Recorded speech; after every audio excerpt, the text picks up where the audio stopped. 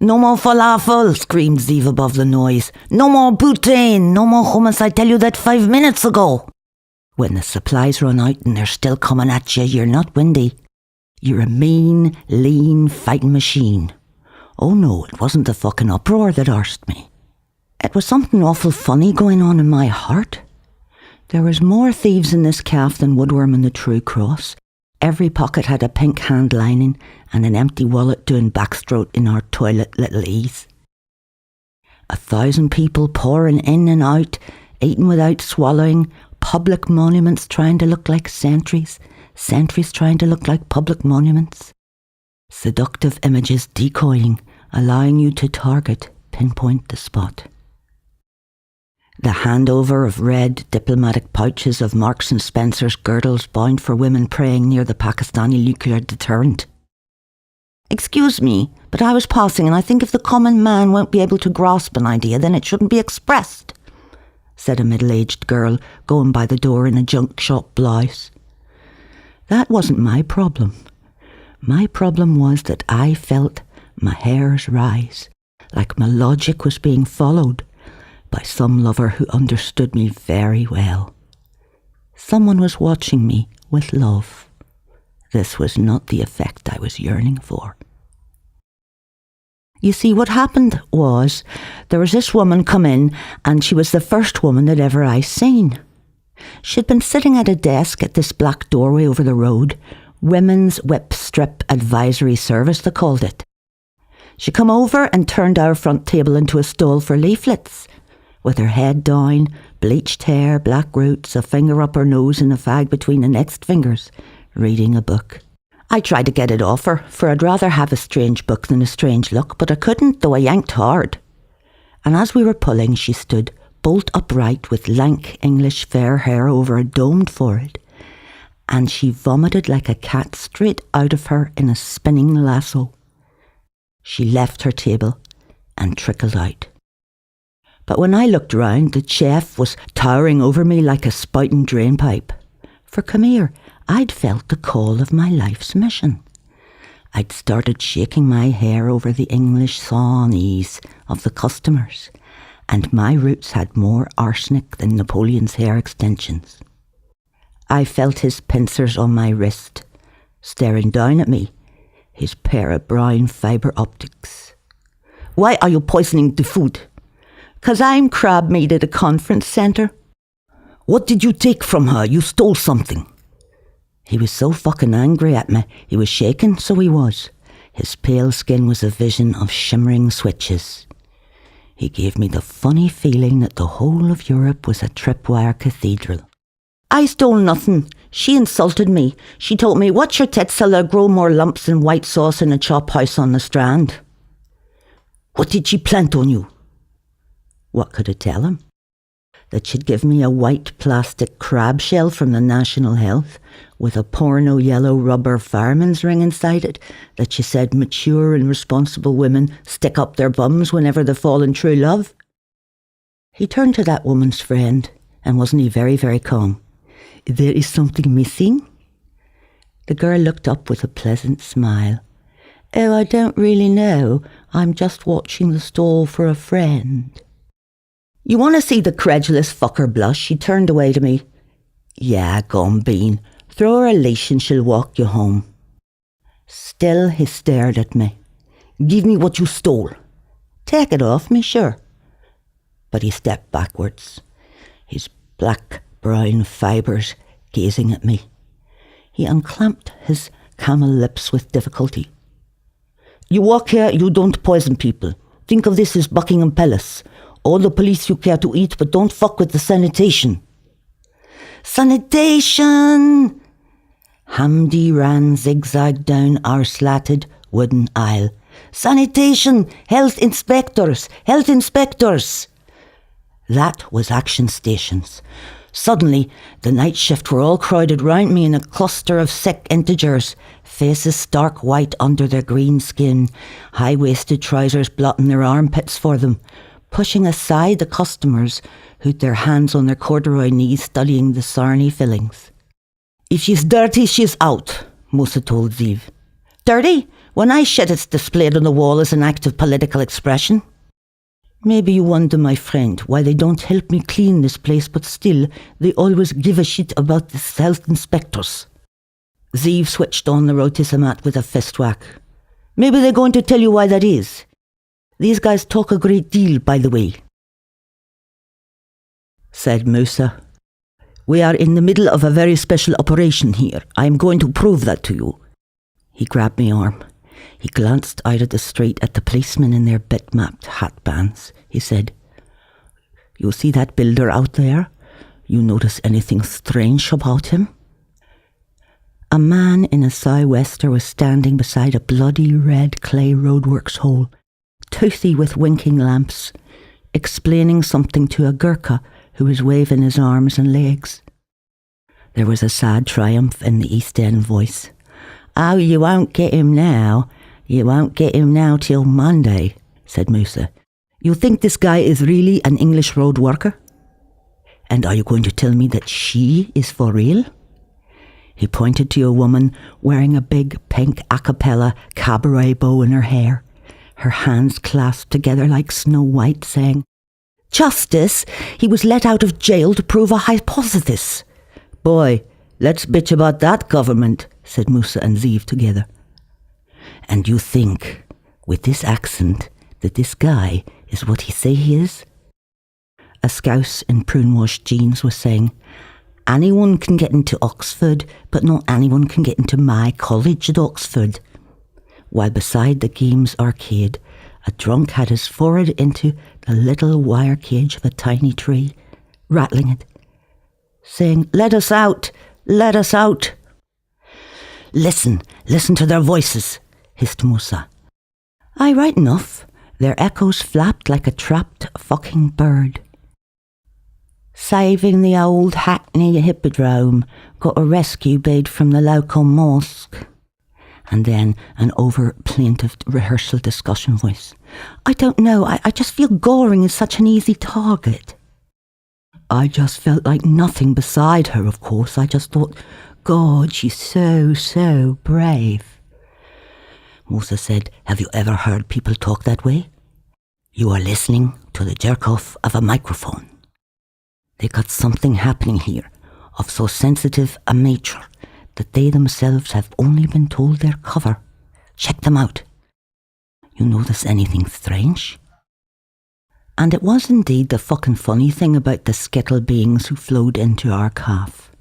When your dark eyes stared at them, they never took their gaze off the rest of the world. I like to come to places like this and watch people, you know. A fella in a check shirt with the top button done was telling an off-white girl who stared at him mesmerised. Nobody, no one at all, was looking at us. Now look, got me, Zeevi, Musa ordered. Zeev whacked Musa's right buttock with the flat of a sabatier knife. You Arab fantasist, said he briefly, then flipped over burgers on the grill that turned sibilant with rage. The Syrian stood at attention, held the floor. Sha'akul look, why this bunch of pensioned perverts don't jump up in outrage. This is not the English, and I know. I study postgraduate here, I pay the overseas fees. I read the notices flapping on the pinboards. Where is the call for authority, legitimacy, vis-a-vis sovereignty and boundaries? These shits are not the English per se. No, we are looking at a surveillance operation of an unprecedented magnitude. Wallahi. Codename, the Neighbourhood Watch. I believe you have been misled regarding a technical term, said a plummy old Iranian minicab driver with fencing foil eyebrows. These people are the perfidious albinos. This the Shah told me when I was his most respected advisor. A good albino in a dinner jacket comes to an office to drag an old friend off for cocktails. He perches on the desk, flicking a finger through confidential files, and under his debonair smile, a whole network dies. Sure, my friend, Zeev roared milk in the gaggia, and we're all dying to live here. I grabbed a cappuccino from him. There's people live in your country 'cause they like you, and there's them who live there 'cause they don't like you. But Musa never listened to anyone. He was too excited about being tall and chunky and hyperactive in a purple picture shirt. These people came here just to watch us, Ya Arusa. They mount this whole game just to sniff our syntax. The watcher is a beautiful radar. She can't help herself. When she turns on her eyes and ears, everyone knows she's watching. She's the great modern voyeur. She's the great Britain. We Arabs know the true name of the voyeur. We call her Muhammad. The night shift suddenly had me walled in tight. I was friggin' suffocated. The voices became peremptory. Because, excuse me please, who do you think you're looking at? We are not just these penthouse Philistinians or Ma'arfi. We are a cell, a terrorist cell of authentic importance. We are the sons of Sheikh Zubair. Hamdi spun his gold chain round and round into a vicious sling. We are a living, humane, organised intelligence. We give warnings first. If the whole British surveillance service like to come here for espresso, to put their eyes onto us, tfaddalhum, that's fine. We project our true prestige. But the health inspector... 3 pairs of black eyes entered enemy airspace. The health inspector will close us down, and if we are closed down, nobody can observe us anymore. And if nobody wants to observe us, then we will be invited to leave. If you're Abu Nidal, you can stay at the Metropole. If you're Abu Dwayne, like me, it's get out. Oh, I'm terribly, terribly sorry I've broken my bottle of plonk on your doorstep. A smiling man was moving easily across the threshold to us. Stick a mop in my hands and I'll make amends. The screen full of swarthies that surrounded me seized up. No way, my friend, said Zeev quietly. You think we have fools here because we cut the shawarma? But already there was no bloke anymore. He was already gone, and only the dark port wine stain of his broken bottle was left on the pavement, spreading, marking the best spot like. Oh, I'd say that. Preparing the ground with an X marks the death. I took a gander over at Zeev with his skinny white shoulders hunched over the sibilant grill, and it came to me that he was a dark stain on the ground. He was one stain that could make other creeping stains. But the night shift were bloody delighted by this visitor, whacking each other's palms high and low. Ya salam, idilu. Musa power steered the chef's shoulders, creating a shout of annoyance. See, Zivi, the heavy cats are scratching at our black bin bag. So, he said, so, day and night this Israeli, as he slammed down the plates for me. Whack, whack. To kebab table 3, move it. So, don't bring any health inspector to close down our garbage. If your little kitchen gadget is a health trick, she is khalas, finish, out of here. The chef said nothing. To tell you the truth, he was a wee bit of a windy bluffer. Well, they all thought I was just the filth, bagged up and ready to be removed, but they only thought that. I looked either way and saw myself, a waitress, standing between 2 gold French cafe mirrors reflected back and forth in the green depth-charged reflections. My tyke's wee tricorn on my head, ricocheting back and forth, oh, back and forth. Away on and kill me then, but can yous make it final? For it's the coming back I can't take. Coming back again and again, the way I do, with no memory but a lot of bad guesses. I don't need some friggin' slow-mo here to preserve my life. I need something coming at me that can puree a tank at 3 kilometres. I need something to preserve my death. At that, the Arabs looked round at each other like they couldn't believe their bloody luck. Was it sinking in that I was a hard wee Rocky? Ah, they said, you're prepared to die? As long as it's final, like. I heard a big giggle from the direction of the kebab. That was our chef's specialty, a big gobbling giggle, while the other fellas all jumped back to me again. You see, they'd been scoring all over London for the likes of me, but they couldn't find an English bint who'd give her life for the love of anything. Now come here till I ask you something. How do you tell a real man from a parcel of data? The real man's the one lusting after me. Not like these British English Brits who didn't look twice at an Irish wog woman. They're never hungry for the HLC, the HLC. Now Syrians, Somalians and Ukrainians, they knew how to beg a girl with their eyes like a dog in a disco shirt. Khalas, she's got work to do, said Ziv. What, work for your wonderful sneaky trick, the trick you are going to play to get your visa? Not a wonderful trick, a boring trick. By the way, Zivi, how are you getting your visa? Yeah, the bloody ignorant kebab jockey. What did he mean by slobbering over me, then humiliating me? I'd kick his whining. I'd pick my nails and show him.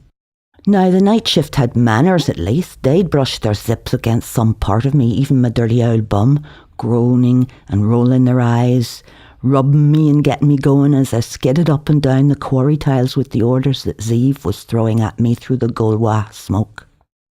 Farid said, "We can cure your virginity, Yanni. We can make you the bride of blood." "You're an Irish hero, right?"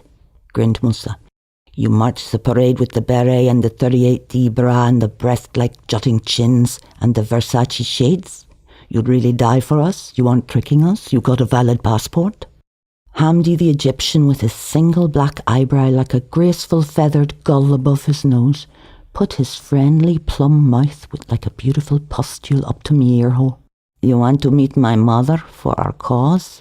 Fly business class? You will see the Sphinx." "And the Sphinx will be very interested in your luggage, my friend," said Ziv. "You dream to be a Rosa Dam? You'll take a millet suitcase to Kahira for us? A ram that we should waste the Armani. You will smuggle the Marks and Spencer panty, big guineas from the fundamentalist mothers."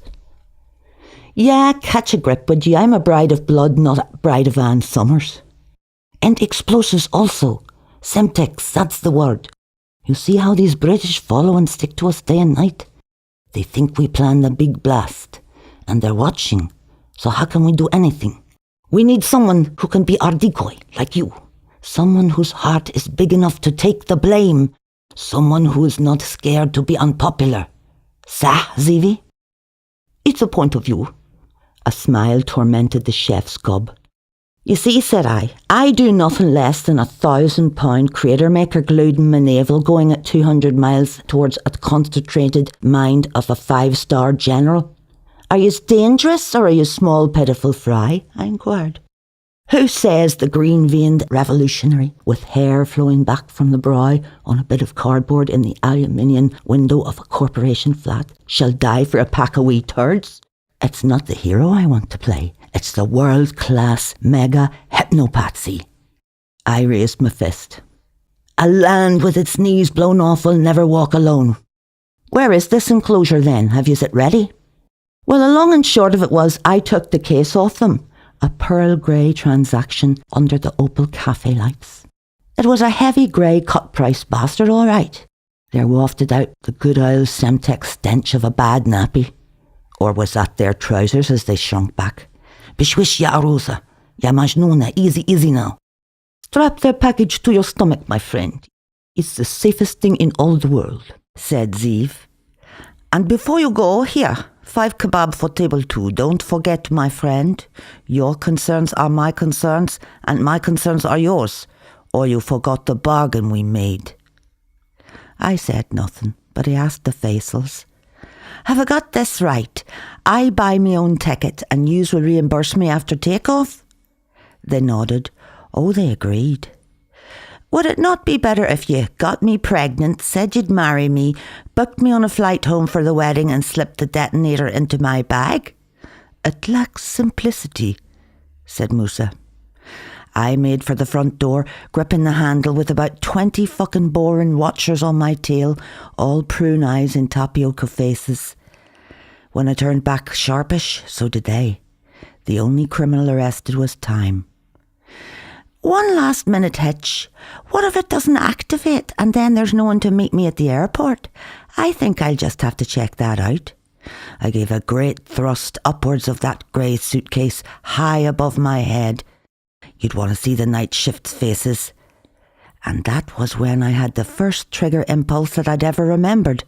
My first teenage wet dream.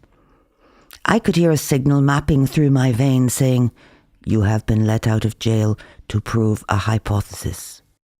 "Don't touch that," shouted Musa, his fists plugged into his mouth. But when I lifted that bag, something fucking sleek had happened. The case stopped feeling heavy. It was wee buns for me to snap off its trashy locks. It swung open with a booming lumber, the sound of a sharp Bombay flap clanking back to shock the missiles with the searing brightness of the sudden high-altitude wintry sun beneath. Under the neon ceiling, I hooked my hand down into the case and made contact with the tasty bit of plastic. I pulled it out. What was that there but an innocent clock, made in the shape of a minaret with gold-fretted windows and the time told inside the wee arch of its door. "Oh, dead on," I says. "Great thing about Semtex is you can push it into any slavey shape. Strike a match off your foot and you haven't got one." A dead silence came about. A football fan outside was saying, "I'm a funny fella, I'm a funny fella." But he stopped kicking the guy's head in so that you could hear two middle-aged girls wearing glitter t-shirts talking on table 5. Shouldn't really be writing about Treblinka. He was only in there 2 weeks. Customers and staff stood like dark skittles staring at Mad Dog me. "You have to understand," I explained, "there's only one thing holding me back from being a world-class hypnopatsy, and that's that I'm kept in exile from my trigger. I'm looking for to activate myself. My trigger is hidden somewhere in this killer city. We're tourists in a child's puzzle, looking for the upside-down clue. Maybe that clue is right behind this clock face. Come here, let's set the alarm." I got my finger right up the wee gilded main door, right on the alarm switch. The customers sat above their smeared plates. Their hands fluttered out to me and back, wibbled out and back, paralysed by some pause button. Frozen figures in a CCTV camera. While in the background there was a furtive noise of British watcher folk tearing up their donor cards. My finger pushed the switch. A simple little surge in the system could do more than all the great attacks of fantasy. This was the most beautiful call to arms I had ever heard. Out between our grease-freckled walls flowed the sound of the sweet trickle of running water. Then the birds of dawn began to twitter and sing with a pure liquid echo. Then, Jesus with a stick through him, out of the white plastic frets jumped a man's loud wail, an achingly plaintive call to prayer. It triggered nothing. I was listening to the trigger of fuck all. The clicking blood fueling through me, that great longing of the trigger for the trance, was aiming straight out into space. Lost in the blue, my clicking blood mocked me. Lost in the blue, lost in the blue. Life maintained radio silence. The tiny building swung as a casket from my fingers. And what was the bomb of my martyrdom but an old Muslim souvenir? I tossed it over my shoulders down the back stairs with a clack. I raised my hands up and bellowed, "Mayim, Mayim, Mayim." At that, the fire sprinklers in the ceiling came on and the rain came down and 9-pin bodies bolted in all directions. Laugh, I near wet myself. You know, sometimes I'm an asshole.